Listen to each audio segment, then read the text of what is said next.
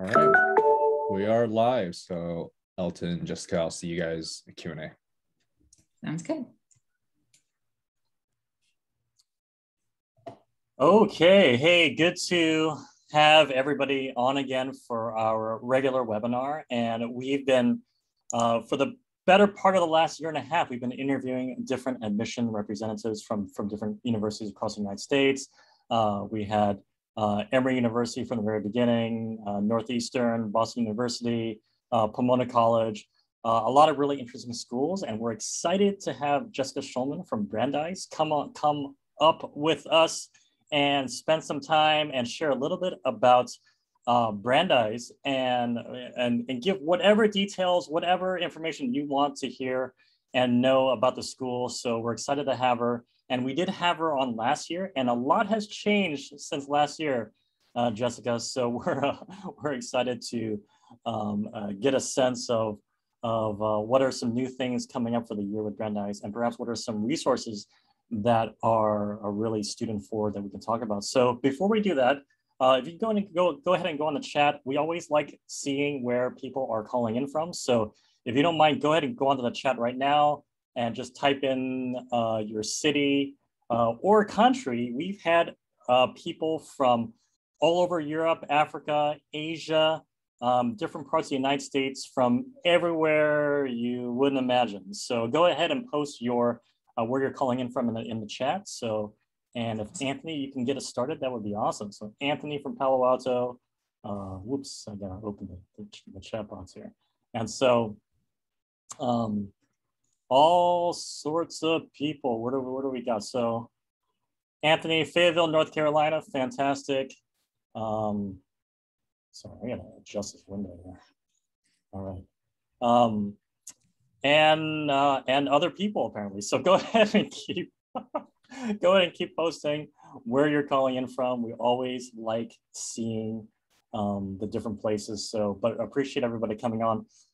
We have Jessica Schulman. So I just want to give Jessica an opportunity. She was gracious enough to come on to our webinar last time and gracious enough to come on with us again. So if you don't mind, Jessica, would you mind introducing yourself, perhaps your territory, what you do on a day-to-day basis, and what is your like COVID quarantine guilty pleasure? I love that question. Well, hi everyone, good evening. Thanks so much for joining us. My name is Jessica Schulman. I'm a Senior Assistant Director of Admission at Brandeis University. Brandeis is just outside of Boston. We're in the greater Boston area. And we'll get into all the details and everything you could ever want to know about Brandeis. But I manage a territory that is very vast at this point. I cover all of Northern California. I cover Colorado, Hawaii, and South Asia and the Middle East. So I get to meet students from all over the country, all over the world, and kind of walk them through the college admissions process. And that's a really fun, rewarding role for me. I know it's a really stressful time. And I like seeing students, helping them get through that process. A quarantine guilty pleasure. I did a lot of puzzles earlier in the quarantine. Definitely some 1,000-piece ones. A Harry Potter one that took maybe a little bit too long, but it got completed, and I feel good about that one. It might be time to start back up now that things are kind of shutting their doors once again, but puzzles took up a lot of time, especially last year for me. What about you? Anything good? You're asking me now? I watched a lot of terrible Netflix shows. And, awesome.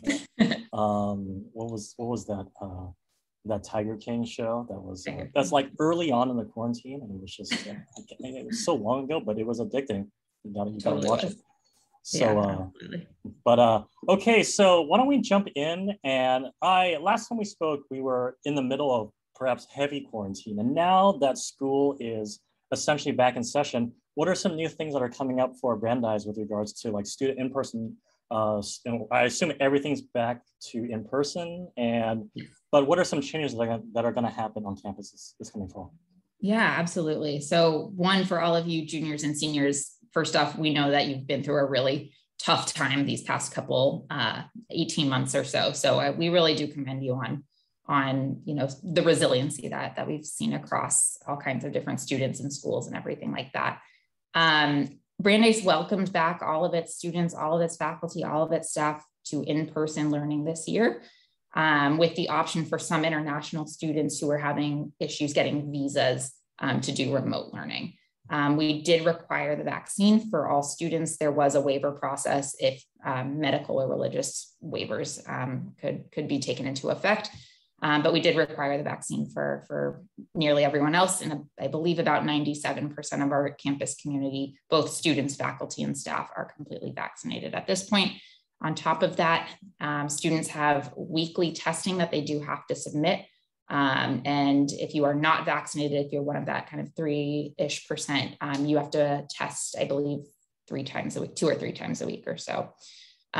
So it's great to see students back on campus. I think we really miss the vibrancy, maybe the dynamicism that a lot of our students kind of bring to campus. A lot of our events are finally back in person. Yes, we still require masks if you're not, in your residence hall or outside. But it's been really special. I think people coming out of quarantine really were longing for that person-to-person contact. And I think Brandeis students came back with such enthusiasm that all of the events have been so well attended. I know that it's just creating this culture where people are really excited to get involved in, honestly, things that oftentimes didn't used to have great attendance. So I think that's something that we've been really excited to see on our campus. Sophomores for the first time meeting professors and meeting their classmates in person, the forgotten sophomore group at this point. And we had a full orientation and really made sure that everybody came back ready to take advantage of resources and know where things were on campus, regardless of how they spent the past year. So I'm really happy that we're back. I'm not sure how the Bay Area is looking right now at the moment, but hopefully students are mostly in person at this point. So Brandeis, I think, has handled it really well. Our numbers for testing are extremely low. There's a dashboard where you can type in Brandeis COVID dashboard and you can see the statistics and numbers of how our campus community is doing, and they update those daily. So that's been really great to see. Students are being very responsible and making sure they're doing their part in this crisis. Very cool. This is a micro rabbit trail based on what you just said about Sure. campus, just campus events. I mean, I can imagine with all this pent up interest and wanting to kind of get involved on campus. What are some unique campus events coming this fall that you're seeing a lot of students, that's very uniquely Brandeis? Sure. Some of the most popular ones, especially this past fall, one, if anybody likes theater, Brandeis is really well known for something called 24-hour musical. What it is you sign up to participate and audition or whatever it is, anybody can participate. You get the name of the musical, and within 24 hours, you are live on stage.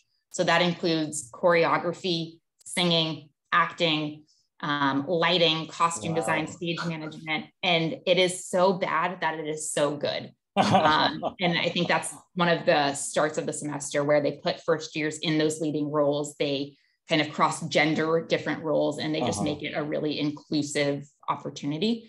That sells out every year. They have to do overflow seating. The line to get tickets for that wraps around our campus center. And this year it was a show called Camp Rock, which I'm not familiar with, but a lot of our students were really excited about that.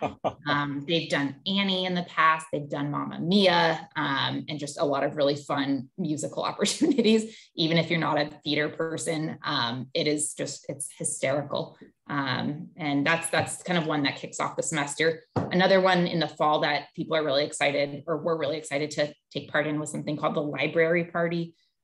They shut down the library, they push all the tables and chairs out of the way, and you take over that for the night. And I think a lot of our students are really excited to take advantage of a new place, maybe where they have associated a lot of studying time with it, and changing that lens a little bit. So that's another fun one I think that happens every fall. So it's so fun to see things happening on campus again. So when you said that they get freshmen, are they making freshmen do the 24-hour theater? No, it's, like first years who are maybe tentative to get involved. They make sure that it's super inclusive. And if you want to participate, they're going to find a role for you. That's pretty awesome. Yeah, that's a cool one. even if you're not a theater person, it's so fun to watch and kind of cheer your friends on. All right, super. No, that's super fun and interesting, and I think it perhaps a testament to how Brandeis is trying to really cultivate just the unique contributions of each student, and so I think that's fantastic. Let's switch over to admissions, as we all love to talk about. So, you've had a cycle to reflect on test optional and really assessing students from different backgrounds, either without those tests or without visits, without really getting to know students in a more personal way. And would you mind sharing a little bit about what you've learned from this past year? And certainly if you want to talk about test optional and whether it matters or not, love to hear your thoughts. Sure. So a note on the test optional, Brandeis has actually been test optional for 8-9 years at this point. So we didn't really have to scramble this past year. That said, we saw a huge rise in people taking advantage of test optional policies. So just to kind of hit on your first point, something that I did learn though from this past cycle was just that students can be very creative and very resilient in all kinds of different ways, not just maybe students' internet at home wasn't working, maybe their soccer championship got canceled or whatever it is.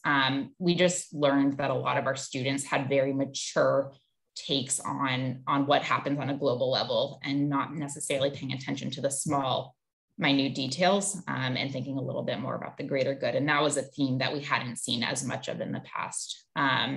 Brandeis really looks at kind of some indicators of success is what we call it. We want to see the students that are critically thinking. We want to see students who are giving back to their communities, who are persevering. And that came across very, very much so this past year.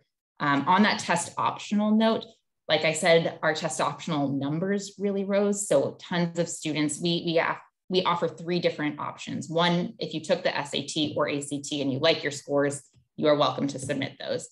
The second option is submitting a combination of AP exams, IB higher level predicted scores, SAT subject tests, if you took those before those closed out, A-level predicteds, whatever kind of exam you took in that sense. One would have to be math or science-based. One exam would be English or social studies-based. And then the last one would just be something else that you submitted. But the third option, however, is not submitting any testing. Instead, you submit a graded analytical paper. So something that you've already written for high school, so not specific to Brandeis. So if you took AP English or honors US history or psychology or something that's a little bit more analytical in nature, you can submit a paper that you wrote in 11th or 12th grade, and that counts for that requirement. A lot of testing sites were closed this year, and we can't penalize students for not being able to take those exams. We don't want students flying across state lines to get those exams. It's totally not what we're looking for. With the writing option, that just means we want to see if you can write at the college level. We're looking for something that includes quotes and citations, not really a science lab report. We're not looking for creative writing, but something where you have to analyze text a little bit. And you can submit that paper instead of any testing. And we just put more weight on your transcript in that regard in the application review process. So this year, test option 2 and 3 for us, the combination of exams and the paper just rose exponentially and was kind of split across all 3 options, which was really cool for us to see. And did you feel, I assume not only because I think you've had this option before anyways, and you've seen, a percent of the students, submit option 2 or 3, but did it change the class at all? So this is maybe to preface that question, there were other admission officers we interviewed that said that, they were able to, without testing, really perhaps even take a longer look at students from more underrepresented audiences, and some of the class changed a little bit for them. Did it change for you, and in what way also? Yeah, that's an interesting question. I'm not sure, because we've been doing it for so long, that it necessarily changed the way in which we were reviewing students. But that note about testing not being an accurate representation is oftentimes very, very true. There's been studies that testing SATs and ACTs tend to favor those from, higher income backgrounds and higher socioeconomic status and where your parents have gone to college. And that's just kind of the name of the game.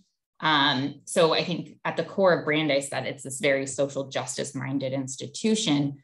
We're always thinking about equity and making sure that students who are coming from first generation or urban schools, where maybe students don't go to college as often, those test optional policies really give them kind of a little bit more of a level playing field in that regard. Some students are also just not great test takers, and that's okay.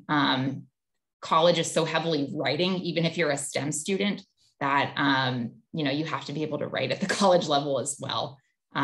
Your transcript ends up being a little bit more of a predictor in terms of how well you'll do in college versus your SAT or ACT score. But I'm not entirely sure if our class changed much in terms of the makeup of it. Maybe a little bit more of the humanities students because they felt okay about submitting writing instead of testing. So maybe we saw that a little bit more interest in English and philosophy and a little bit of those areas that maybe get slightly less traction sometimes. But overall, in terms of ethnicity and race and class and everything like that, it was pretty even across the board. Terrific. So, I mean, I think perhaps helpful for you since you've already had this process in place for such a long time anyways. Mm-hmm. And then there wasn't as much adjustment as perhaps other schools had to have gone through. So maybe if you don't mind me asking, how was the admin class this past year? Did you hit the goal? Did you exceed the goal? Did you underhit, or what how did it go? Yeah, we over enrolled. Brandeis typically looks to bring in about 870 students every year. Mm-hmm. We had about 940, which for Brandeis, we're not a huge school. We're 3,600 undergrads in total. So there was a lot of trying to figure out how to make the residence halls work and, making sure students didn't feel too crowded, making sure we had enough advisors for everybody and professors to manage some of the intro-level courses and everything like that. But it just brings in this whole new bundle of energy because so many students deferred last year. We did have a lot of those students coming back this year. And I think that just kind of ballooned our class a little bit. We're about, in terms of like numbers and what that breakdown looks like, we were at an admit rate of about 37% for this past cycle, out of about 10,500 applications or so, for that class of about 900 students coming in. About 21% of Brandeis' student body is still international. So that's really wonderful. We have a really global community, students coming from about 60 different countries. You're meeting people from all over the country, all over the world. About 16% of our students are first generation students. So that was a number we were really excited to see. And about 30% of our student body identify as underrepresented minorities in higher education. So again, something we feel really good about, making sure that people have opportunities and creating diversity in whatever way that looks like, whether that's race, ethnicity, socioeconomic status, religion, geographic diversity, you name it. So I think Brandeis is thinking really critically about how to make sure that incoming classes are very diverse in that sense. Absolutely. And then I think a consistent question that we've had come up in our webinars is always this, like the deferral numbers. So the deferral, students defer, they opt in on their second year, and like you're also perhaps admitting a good amount of students. Is that going to impact this coming year's class? I don't think it'll be as big of an impact this year. I think last year was the bigger concern, in my opinion. Less students this past year deferred anyway compared to the previous year. So I think it was just really, not to use the word unprecedented anymore, but it was really unprecedented, the number of students that did defer. And I don't think admissions offices were able to predict what that return number would look like necessarily, just because it was almost double a typical year for us. So I'm not sure. Got it. So if you're a senior this year and you're applying into Brandeis, you shouldn't be overly worried about past deferrals and those kind of things. Okay. No, I don't think so. And as long as other countries, some people will study abroad for that gap year. A lot of our students will go to Israel or do volunteer opportunities abroad. As long as countries keep their borders open and are accepting US visitors, then it tends to be okay. Got it. And before we get into the next question, let me, as all of you who are veterans of this webinar series, go ahead and post your questions in the Q&A box. And Anthony, handsome Anthony, will come back at the end and manage all the questions. So go ahead and keep posting at any time, and we'll definitely come back and answer all those questions in the best way that we can. And we'll go from there. So, all right. So let's talk a little bit about some of the unique offerings that Brandeis has. And certainly our audience, maybe specifically in the Bay Area, there's a lot of STEM focused students, whether it's pre-med or engineering or even business. Can you talk a little bit about the resources that are uniquely suited for those students? And yeah, go for it. Sure. Let's start with pre-med. We call it pre-health at Brandeis, just because it's all encompassing. If you don't necessarily want to be a doctor, if you want to go into dentistry or physical therapy or anything like that. So pre-health at Brandeis is really robust. It is our biggest pre-professional track, if you will. That said, you don't have to major in a science to be pre-med or pre-health. You can still major in music or anthropology or something like that and still be a pre-med student. However, a lot of students, still want to study biology, chemistry, health science, anything like that. And that is A-okay as well. Anyway, our pre-health department, they have 3 full-time advisors. They will start working with you in your very first semester if you would like to take advantage of those resources. They'll help you find shadowing opportunities. They'll help you set up your course schedule in which classes might be, most interesting / required for you to pursue pre-med or pre-health fields. They'll connect you with shadowing opportunities, with volunteer opportunities in the greater Boston area, as well as during winter break too. So if you're home for that, 3 to 4 week period between semesters, maybe you find a Brandeis alum in your area, and the pre-health department kind of helps you navigate that process of what is it like to go observe a pediatrician in a hospital or something along those lines. I do like to highlight that Brandeis students do get into medical school about 20 to 25% higher than the national average every year. National average is about 40 to 45% on your first try. Brandeis students are more at like a 60 to 65% on their first try, going all over the country, not necessarily staying in the Boston area, but I am a Brandeis alum. I have friends who went to Tulane Medical School, NYU Medical School, Harvard Medical School. So they're very well versed in what that looks like. So you do see Brandeis alums all over various pre-med and pre-health departments as well. Business at Brandeis is really interesting in that it's a very liberal arts type of feel of business. Most of our students at Brandeis who are business majors actually do double major. You don't have to by any means, but our classes are very flexible in nature. So you're going to be friends with business students who are also really excited, maybe about economics, maybe about computer science, maybe about music, and trying to understand the business of the music industry. So you do see a lot of our students are very well versed in how business kind of plays into a number of different industries, which is pretty cool. Our business school is called the International Business School, IBS for short, which is not the best acronym. I think they're working on that. But it's a really global community. You do have to apply to the business major once you're here at Brandeis. When you're admitted to Brandeis, we're saying you can do any major you like. Business is the one exception, but you have to be at Brandeis in order to be admitted to the business major. Typically, they're just asking that you've taken intro to economics, intro to micro, intro to macro, and then maybe another math class or so. As long as you have typically a 3.0 or higher, they will add you to the business major if you'd like. So it's not difficult to get in once you're here, but as long as you complete those kind of core components.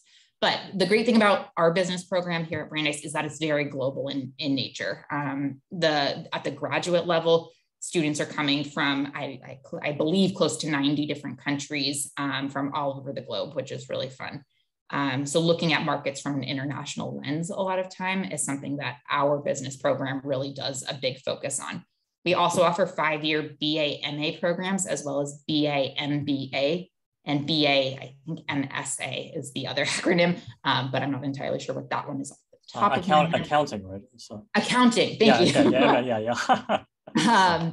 So there's opportunities if you can complete a lot of your undergraduate work in 4 years and add in some graduate work on the end of that, you can study for 1 more year, get a 25% discount on that graduate tuition, and end up with your MBA or MA or MSA within 5 years instead of a typical 6.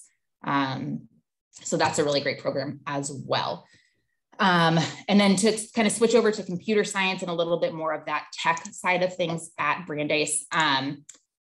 Computer science, of course, is one of the largest majors here at Brandeis, and it's growing every year. But they're funding a lot of research, and a lot of our computer science students are partnering with other departments. So, for example, archaeology students are partnering with computer science students to recreate ancient pottery that has been destroyed, and building that artificial intelligence, and using drones to draw what an ancient civilization could have looked like. And I think those are kind of partnerships that really speak to the interdisciplinary work that Brandeis has to offer. Some of our computer science students are all over the country once they graduate. I'm going to pull up something on my page right now. I don't have to share it, but if you take a look, if you do your own research a little bit after we kind of close out here, or while you're listening to me speak, you're going to type in Beyond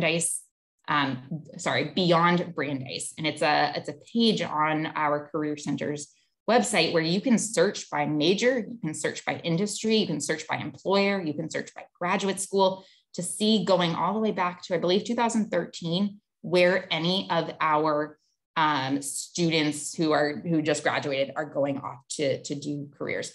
So if I just pulled up computer science, IT, engineering right now, I see software engineer for MetLife, for ZipRecruiter, for Goldman Sachs, for Italy. That's a funny one. That's a big Boston. I want to go work for Italy. Yeah, I didn't know they use data analysts, but that's very cool too. Google, Oracle. I mean, I can keep naming them, but these are students who are just graduating from Brandeis. And you can search by major, you can search by industry, you can search by employer. I see Facebook pop up just now, IBM, Athena Health. So a lot of really cool companies are where Brandeis students are headed to afterwards. The founder of Siri, the guy who created Siri on your iPhone, is actually a Brandeis alum. So he has come back to Brandeis a couple of times to speak with our students and help them build their apps. Our computer science students actually built Brandeis an app about 2 years ago called, I think, Be Connect. And it just helps students understand, what's happening on campus this weekend. Where do I go to get food at 2 in the morning? And making sure that our students are a little bit more well-connected to what Brandeis has going on. So hopefully that gives you a good understanding of what that looks like. I will add one other thing. Brandeis is a Tier 1 research university. What that means is that a lot of our funding and resources go towards research, whether that's the hard sciences, the social sciences, the humanities, the fine arts, everything needs research, right? In the United States, there's about 125 of those Tier 1 top tier research universities. The average size of those institutions is 26,000 undergraduate students. Brandeis is the second smallest Tier 1 research university in the country. We're only 3,600 undergrads. So you have the funding and resources of a big school at the size of a little bit larger than a traditional liberal arts college. So you're not competing against hundreds of other graduate students to get into the labs on campus. A lot of our students do pursue research at any given time across all disciplines, sure, but yes, STEM is a little bit more easily accessible in some of those senses. But just, I would encourage you, if you want to try research as an undergrad, take a look at Brandeis. I'd say about 3/4 of our students do pursue research at some point during their 4 years. So I think that's a super interesting a point that you bring up that is uniquely Brandeis, because certainly a lot of our students, especially the STEM students, but this spans STEM and humanities, really wanting to dig in more deeply into the research area in their particular area of focus. I mean, we've had students, certainly a lot of our students go to UC Berkeley, UCLA, and truth be told, it's a great school, but they're also fighting for those research spaces with a lot of other students. Oftentimes students aren't getting research opportunities for at least like 2 or 3 semesters or quarters. And so I'd assume what you're implying is that like research opportunities are fairly easy to get. Is there freedom for undergrads to really explore perhaps their own thesis or hypotheses or their own threads? Like what are some Yeah. other research areas or research resources that are really available to undergrads? Yeah, absolutely. That's a great point. So it is a very uniquely Brandeis experience, is that research is abundantly available. Oftentimes there are job postings throughout Brandeis's lists that are asking for students to help on research, whether that's starting as just a lab assistant or graduating up through a little bit more of the advanced work on a research front. We did just about 2 years ago, we created a brand new program or department at Brandeis called the Undergraduate Research and Collaboration Collective. So it's essentially a centralized area where our undergrads can go to get ideas in terms of how to incorporate research into their experience. So they help students find research opportunities, maybe on campus, maybe elsewhere, maybe abroad. They host an undergraduate symposium at the end of, an undergraduate research symposium at the end of every year. They encourage students to start making those connections with professors early. Sometimes it's as easy as reaching out to a professor and saying, hey, I really like the work that you're doing on X, Y, and Z. How can I be involved? Sometimes they need people immediately. Other times they say, take this intro to political science class and then get back to me. And so maybe you build those base level skills first.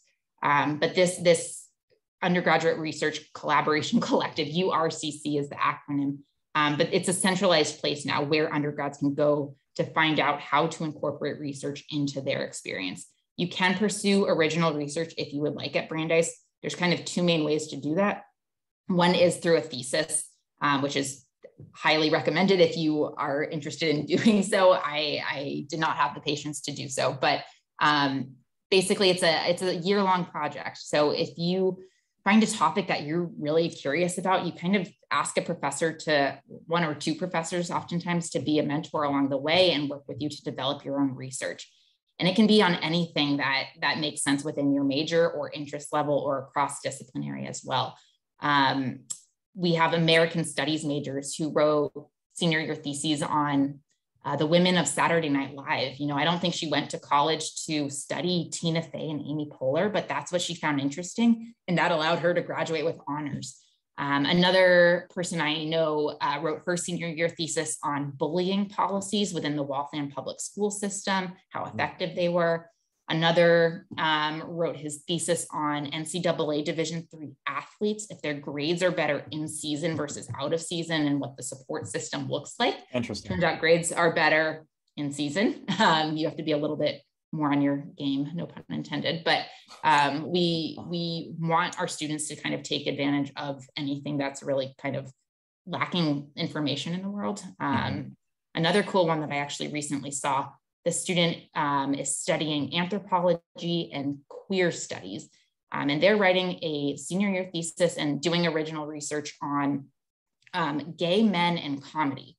And they're looking at, why don't we know Tina Fey, we know Amy Poehler, we know Ellen DeGeneres, not Tina Fey and Amy Poehler. We know Ellen DeGeneres, we know Wanda Sykes, we know these famous female queer comedians, but we don't know many males. And why is that?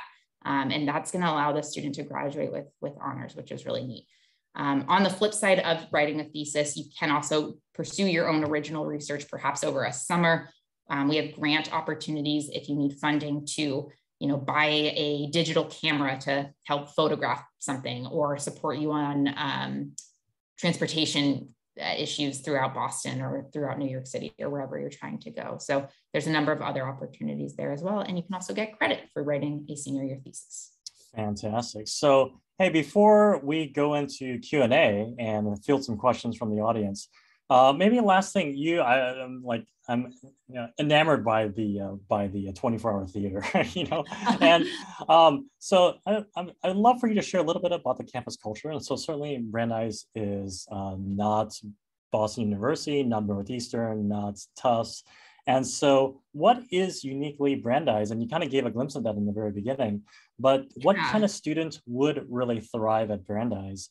And what might their student experience be that, perhaps, different than other schools in the Boston area? Yeah, I love that question. I think our student body, I'm also a Brandeis alum, like I said earlier, so this is coming with a little bit of bias, I guess, but I've also been out of the undergraduate experience for just about 10 years now. So reflecting back on what our students look like and who fits best at Brandeis, some of the adjectives I typically use are going to be very open-minded, very down to earth, a little bit quirky, but quirky often comes across with a negative connotation. And that's not what I mean at all. I mean authentic. People are very comfortable with who they are. They're not changing who they are to fit in necessarily. It's a very socially and politically aware campus. People like to have dialogues, discussions, debates, and people are very respectful of each other. So regardless of your background, whether you're coming from the deep South or from South Korea, it doesn't matter. People want to get to know you for your values, ideas, perspectives, and why you think the way you think. It's also just a really, really nice group of students. And I know that's a kind of a lame word, but it's the type of place where you can be 15 yards away from a door to a building and somebody will actually hold the door open for you. And that's not common in Boston. I'm going to tell you right now. So it's this little kind of oasis, I guess, away from Boston, but you have the city right at your fingertips. Campus culture and what that looks like is that we have over 200 different clubs. And the caveat that we like to highlight about our clubs is that they're all inclusive. Our clubs will only get funding from student government if they're open and inclusive to everybody. The example I like to give is the Brandeis Academic Debate and Speech Society, BADASS. Our debate team's called Badass, but they're ranked in the top 10 in the country every year. But the great thing about them is that you can have done debate for all 4 years of high school, or you can just be really good at arguing with your parents and siblings a lot. You can be on a really great debate team and they want you there. Same goes for dance organizations. Same goes for photography. If you've never taken a photo on a DSLR camera before, you can join photography club. You can be a photo editor on the newspaper. We will send out emails pretty much every Thursday night, I believe, alerting students to what's happening on campus. So whether it's, a performance happening or comedians coming to campus or movie screening, or they're taking students sledding in the winter or apple picking in the fall or up to the mountains to ski, whatever it is, they kind of let students know towards the end of every week what's happening on campus. So if you're hanging out on campus, there's things to do. We are not a commuter school. Students are there. It is a very residential campus. Only about 20 to 25% of our student body is from Massachusetts. The rest are from all over the country and all over the world also. We do have Waltham, Massachusetts is the city that we're in. It's just about 9 miles outside of Boston. You can see Boston from our campus. Boston is totally there if you want it, though. We have free shuttles that will take you into the city. There's a train stop, kind of like Caltrain, right on our campus. And you can be into the city in 15 minutes or so. So it's really easily accessible. You find that our students really are drawn to Brandeis because of our proximity to Boston, but then at the same time, there's so much happening on campus that I think students are ending up less in Boston than they initially expected. So you kind of have so much to do, whether you want to hang out in your residence hall with your friends or go see a show in Boston and take advantage of, the mecca of higher education. It's totally up to you, but people won't shame you for whatever your choice is in terms of a social setting.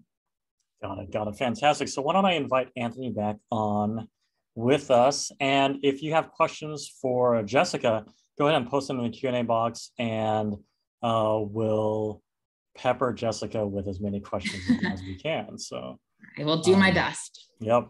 Yeah, still plenty of time. I mean, plenty of space in the Q&A box. So definitely be able to take a look and add your thoughts or kind of what you're interested in hearing about.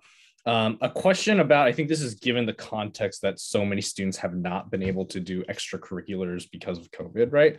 Basically a question asking if juniors now should really try and think about ramping up and being able to kind of either make up that time that was lost because of COVID, and also kind of thinking about what would senior year look like? Should they also try to also think about being more active, putting themselves out there a little bit more? Yeah, that's a really thoughtful question. So thank you, whoever asked that. it kind of goes both ways. We don't want to see students who just load up junior year, right? But we also know that a lot of your freshman and sophomore year were kind of taken away from you. Keep in mind that colleges and universities are very much well aware that we are in a pandemic and that schools have closed or had to, go virtual for lack of a better phrase. So keeping that in mind, we know that, you couldn't do orchestra for all 4 years. We are more than well aware of that. We don't want to see you adding extracurriculars just for the sake of college applications. If you are not interested in it, why are you spending your time doing that, essentially? We want to see in your spare time, what have you done that's important and meaningful to you? Did you have to do a sudden shift and change your performance to be completely virtual? Did you have to start helping out with grandma and grandpa at home a little bit more? Did you have to get a part-time job after your other job closed or something like that? We just want to know how you're spending your time in a way that's important and meaningful to you. It comes across, I think, when students just add on a bunch towards the end of junior year. That's not exactly what we're looking for. We just want to know how are you spending your time outside of academics? Maybe you're reading more. That's okay. I wouldn't necessarily write that you're binging Netflix necessarily, but but be honest. Are you exploring cooking a little bit more? Have you had to help out an elderly neighbor? Did you have to pick up a younger sibling from school every day? It doesn't matter what it is. We just want to know what's important to you in that sense. If you're adding on, yeah. What are some activities you've seen on this past cycle that are a little bit different, but you thought were impressive is maybe not the right word, but you thought, oh, that's interesting. And it sort of sheds a positive light on the student. Yeah. There's one student, I think she went to Tally or Gunn. I can't quite remember. But I remember this specifically from her application, and maybe some of you know her, maybe you don't, but Anthony yeah, maybe. She shifted, she saw a gap with COVID that music lessons had been canceled, I think, effectively, because you're blowing into a trombone, you're, doing things that are spit involved, shall we say. And she saw a gap that students were losing out on that. So she created a platform where I think college students or high school students, I guess, were offering free music lessons to students who had their music lessons canceled. And it became this platform, is my understanding. I'm pretty sure she was on the news and has a lot of following, but people who were being original in that sense, I think, how do you make the best out of a tough situation have been things that our officers at least were like, well, we wouldn't have done that if we were students. Those are things that essentially have really come across well. Students who did check on their neighbors is something that sounds kind of basic, but that's something that shows that you have compassion and empathy, and you're going to be maybe a good roommate to somebody who you don't know. And we're looking for those people who are going to build community even in a time of pandemic and chaos, effectively. So again, it's kind of less of what it is, but a little bit more so of how you do it and how it holds true to who you are at the end of the day. So yeah, definitely shedding light on character, not just skills you have in particular for a major or things like that. Right. And especially colleges that do the holistic review, and it's less so the grades or your GPA and testing. They take the time and they actually read your essays and they actually read your student activities list and whatever you put in there. We go line by line sometimes. My recommendation though is definitely spell out what it is. Don't use the acronyms because we don't always know what that means. When you're saying, a bunch of letters that I don't know, just let me know what it is first. But it is a lot about less so what it is and more so what you took away from it and the value kind of that comes through there. So yeah, absolutely, Anthony, I agree with that. Perfect. Any other questions? Anyone have any comments in chat or anything like that as well? A little bit of a smaller. Well, either way, I'm happy to leave my email if people don't have questions at the moment. Launch up a poll just in case anyone's interested in a free consultation as well. Nice.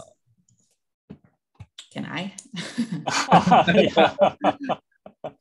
I might need a consultation from you. So, but yeah, if anybody else has any questions, anything or comments that they'd like to share, that'd be terrific. Go ahead and go for it.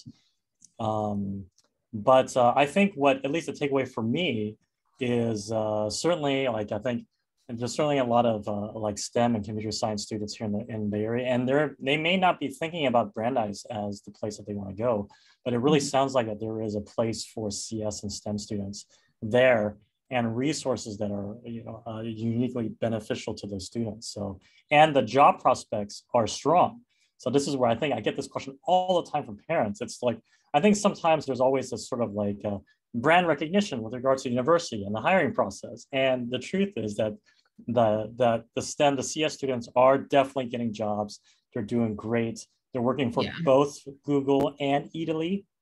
I mean, if I that might be motivating for me personally. If I can do both, I think that would be awesome. But that's been a great takeaway. I love that Italy's stuck in your mind personally. Oh, it's stuck. It is like, oh, I know, I got to find who that student is. Maybe see if we can get a connection. Discounts. Right. All you can eat. Yeah.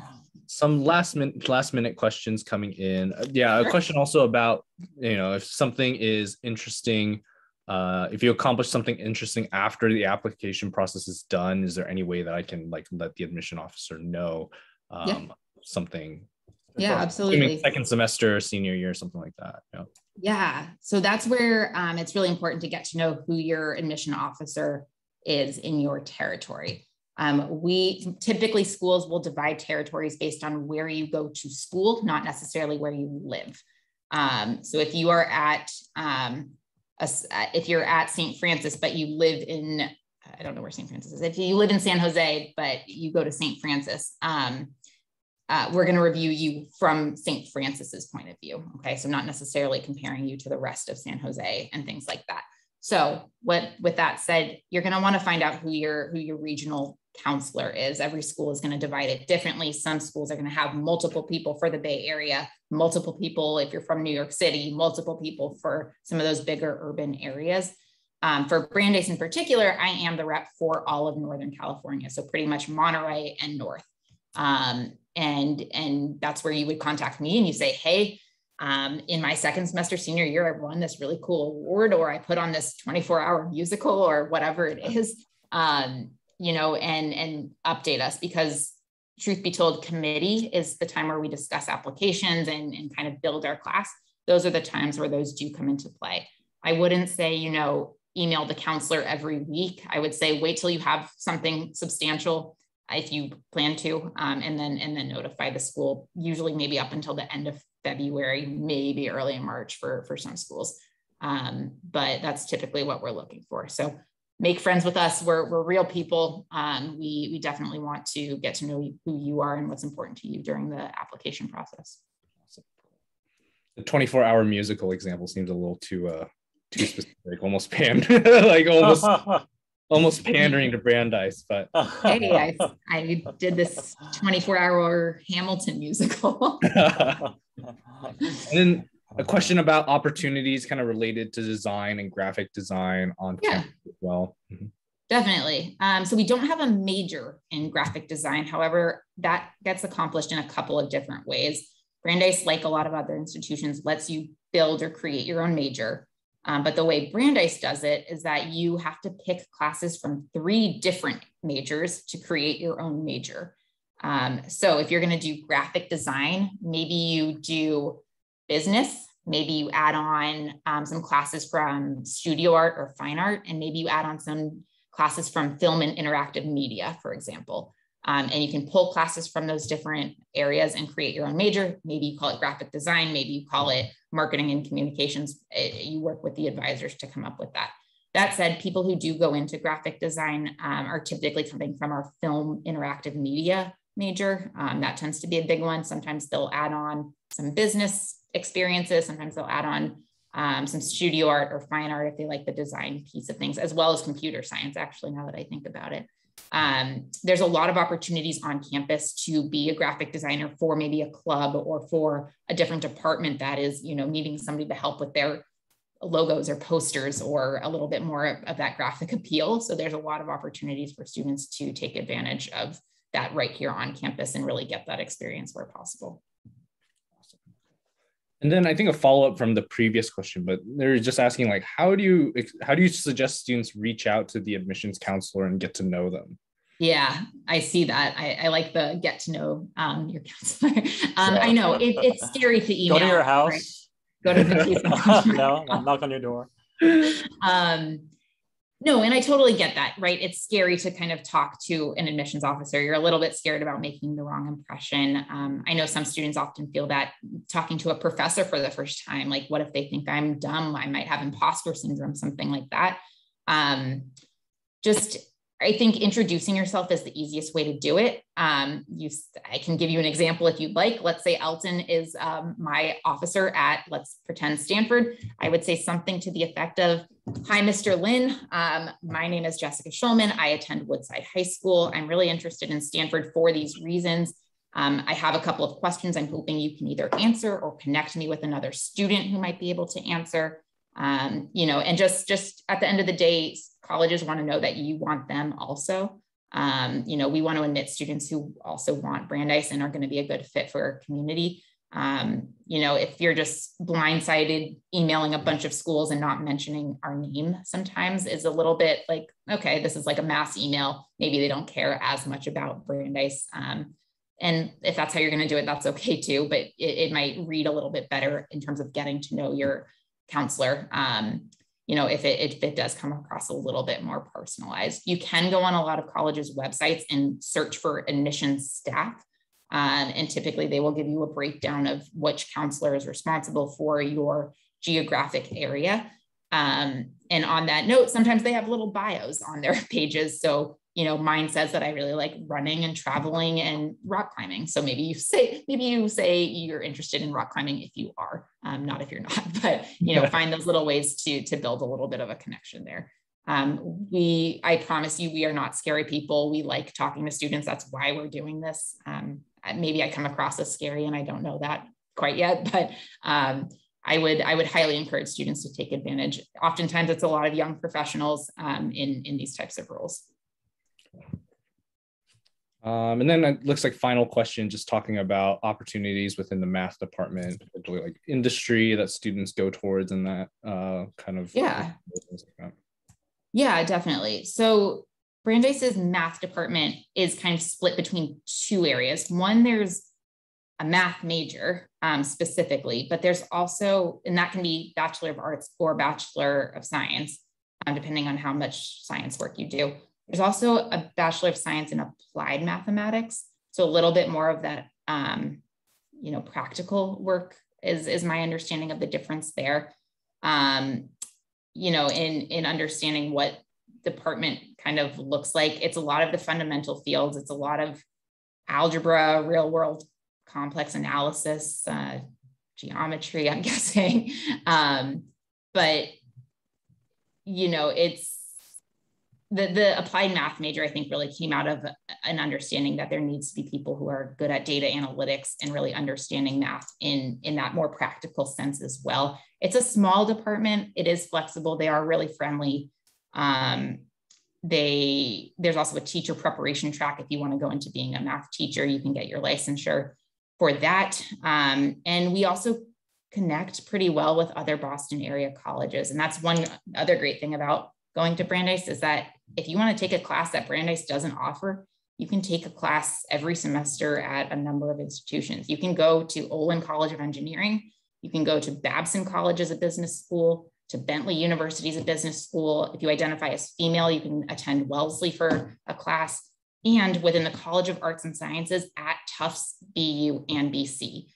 You can take one class every semester at those other schools, but our math department in particular, my understanding is that they take advantage of that in a great way. I'm trying to think of career opportunities and things like that.